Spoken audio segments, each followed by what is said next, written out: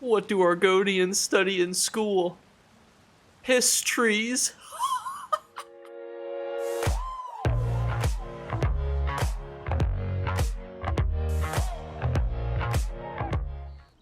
What's going on, YouTube? Today we're talking about an introductory guide, and that is actually an introduction to how to utilize houses. Now, bear with me. There's probably a lot of you who are like, Jake, I understand houses, or you might think to yourself, well, Jake, I can't afford a house. And that's okay, because we are going to do something today that's going to be great. We're going to showcase some ways you can utilize your houses. We're going to get crawled on by cats doing introduction to our YouTube videos. And we're going to show you how you can most optimally utilize your house to make your ESO experience much more simplistic. And before we jump into the video, just as a reminder, we are on the road to 15,000 subscribers. Every single like, every single subscription, every comment, every view helps. So thank you just for being here. And if you could take those extra steps, mean the world to me. But let's jump into the video. So what better place to go when it comes to how to utilize houses for you than a house that has everything? And we are in a guild hall of Ashes of the Red Mountain, which is a trading guild that has a guild hall. If you ever heard the term guild hall, it usually means that they have a lot of these things in here. But you can see right off the bat, we've got some nice amenities. We have an ethereal well. Why you might want to use this is if you're in between battlegrounds, in between trials. This is a way to rebuild your entire ultimate. That's what it's most notably used for.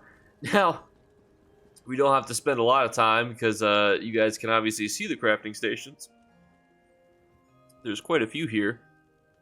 If you would need to craft anything, you could just go here. And these are all attunables. So for those of you who do not know, these are attuned to specific crafting sets to actual writ books. You can see I actually have a quest for one that needs to be done. It will even tell me in the lineup where I have to go. You can see I have to craft something through here. And you can see that it is a specific item. I can search by quest only. And then bada bing, bada boom. That's what I have to craft for my quest. Obviously, we're not here to do that, so we won't get too sidetracked. But that is the beauty of utilizing a house in this manner. Also, you can see that they've got some nice little enchanting tables. Nice to note, too, that this is an antiquity. This is an antiquity. You get this for free. Here is the armory station. You can get this for free. This allows you to switch between different builds and things that you might have on a character. You can access your merchant, or if you're just in a guild that has a merchant, you can quick sell all your gobbledygook that you have in your inventory. You have a banker, you got a smuggler. If you don't want to have any stolen items, get rid of this little goblet. Now I don't have a goblet anymore. We got trial dummies in case you want to parse on trial dummies. If you're a vampire, you could sneak up on this little poor bastard and bite him, nibble on his neck.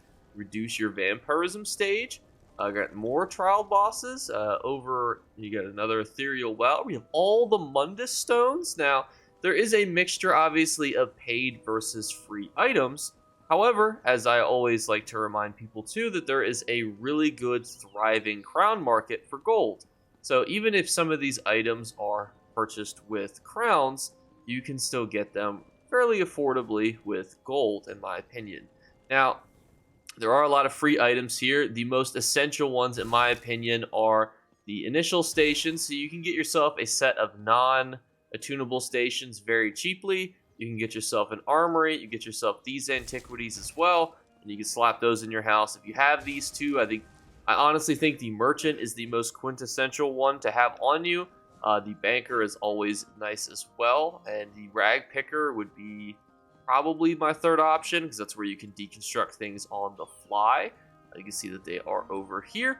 You can use them to deconstruct items. However, if you already have a maxed out crafter, I don't think it's as essential to have the rag picker. I think honestly, personally, it really comes down to the merchant. What's nice is obviously is if you already have these people, you could slap them inside your house, because now we will go my house. That I have a neat little area in my house. I got my little merchant. I have my free armory station. But I also have these little boxes here. I have a whole bunch of random gobbledygook in these boxes. These ones on the top can hold 60 items, and these ones down here can hold 30. You might think to yourself, well, Jake, where do you get these little rapscallions? Well, you get the little rapscallions either from writ books. You can buy them with writs. You can buy them with Telvar. Or you can buy them with crowns. Now, of those three currencies, cheapest probably writ vouchers when it comes to converting those to other currencies such as gold. Honestly, if you're on console, it's probably even cheaper to just buy them with crowns from another player at 100 to 1, because that is the ratio on Xbox and A. However, these are real nice because this is just free extra storage space, and then you can see I built a crafting area over here, and I have a transmute station, which I know that the other house did too, just not 100% sure where they put it, and real little outfit station. So you can see that I utilized my house by having all these stations here. What's nice is that your house is a free teleport. This is why I wanted to kind of highlight these things, because a lot of times I feel like you're getting all these items and you need to offload them to different places. Well, here you go. Now you might think, well, Jake, I might not be able to afford this for a while, and that is totally okay. Now, generally, ZeniMax will be very nice, and they'll give you tunable stations. There's that free house you can get through elsewhere. They give out free houses sometimes as well. Sometimes there's event houses you can get with event tickets. Setting all that to the side, though, this is another really good suggestion as to why I suggest guilds. Because, for example, you can see that I could just press the old X button, travel to the guild hall, and then bam, wham, bam, thank you, ma'am. Not bam, wham, wham, bam. And we are able to go to a house that has all these items. So you can utilize these as almost hubs for you to be able to dump your items. And I always encourage you guys to build one of your own. Even if you're just building it in the Rosy Lion, which is a very small place, you're still able to throw down some merchants if you have them. You're able to throw down your free armory station. You're able to throw down your boxes.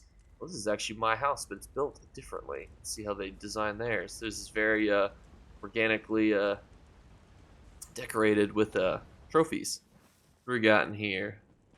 Oh, very symbolic. We see where they got the merchant, the banker. They got some of the banks. They got a lot of shrines over here. So you can see everyone's a little bit different.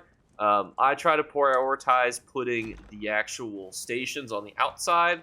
That way people can get to them right away, but you can see that they went for the beautiful approach, and it does look beautiful. They have them up here. You can see this is just a great way to get all these sets done, and it's a great place to get things like, reduce your vampirism and utilize it this way, because there's probably a lot of you guys that like to be vampires out there or like to farm battlegrounds. You might not know that there's little wells you can put in. There's ways to increase your vampirism without having to run through the overworld and whatnot. That's why I kind of wanted to make this introductory guide, because I always like to focus on the new player experience, what people might not know you can use inside a house, because a lot of people just think these houses look very nice. And you might also think, too, that a lot of this might be unattainable for you, but I want to be the first one to tell you that it is really not. So the Armory Station is free, and there's a lot of other really good items and things that you can get. So, for example, while these are cool, you definitely don't need these. I buy them because they can wander your house. But, for example, the Ethereal Well, you can see that this Armory Station is for free. Read the Vampiric Bundle. That is where you can get the Basin, which reduces your vampirism once per stage. Then you can feed on this little poor bastard. And then you can have a little music in the background. Here are these boxes. You can definitely see if you play on console. Considering it's like, what, 100k or 200k telebar, it is way cheaper to just buy these 100 to 1 gold. That will likely be different based on your console, but it just boggles my mind how cheap they are with crowns, but more expensive with those other things.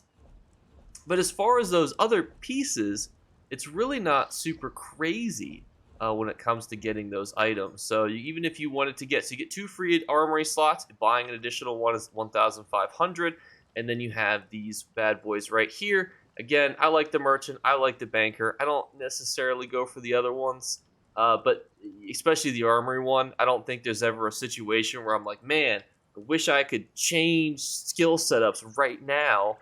I don't really have that come up. Maybe you do, but it's nice to be able to have these two, in my opinion. So that's how I utilize the houses. Again, you can also buy some other really nice things, such as Mundus Stones, which you saw earlier. I've got a couple in my house also. And yeah, that's how you utilize these bad man pajamas. So in summary, that is all the ways that you can utilize a house. But did I miss something? Are there ways that you guys utilize the Elder Scrolls Online housing? And if so, leave it in the comments below, because every single comment that is not deleted for spam gets entered into a giveaway drawing. We do 3 giveaway drawings, 1 random comment, my favorite comment, and a random subscriber. So if you would like to be entered, just subscribe and leave a comment that will not get flagged. Just no suspicious links, no mentions of porn sites, and you'll be good to go. But I want to thank you guys again for watching. I hope this video was helpful. This was on my suggested list, an introduction to housing. This was really focused on the items inside the house and the ways that you guys can utilize those items. So I hope that this was insightful. I hope you guys are able to check out some guild hall, see how other people utilize those houses. And yeah, that's going to wrap it up. Catch you guys later. Bye, guys. Remember to like and subscribe to Jake Clips. Or you should. I might have to pluck your eyes if you don't. Or, better yet, I'll skip rope with your entrails. Do it now. Subscribe. Ta-ta. Off with you. Just cranking through this list here. Have to do the Mythbusters set next, I'm guessing. And after that, I don't know. Maybe the zone guide. You know, ranking the best zones in Elder Scrolls. What do you guys think? That best crafted sets, maybe that could be next. How long or how costly it is to finish a skill line. So like, what's it cost to like max out provisioning, jewelry crafting, etc. Other ways to farm transmutes. Which of these sound interesting? Let me know in the comments below. They're all on your list, so just help me. It's almost a lot of focus there, almost in focus, but fortunately not super focused. But let me know.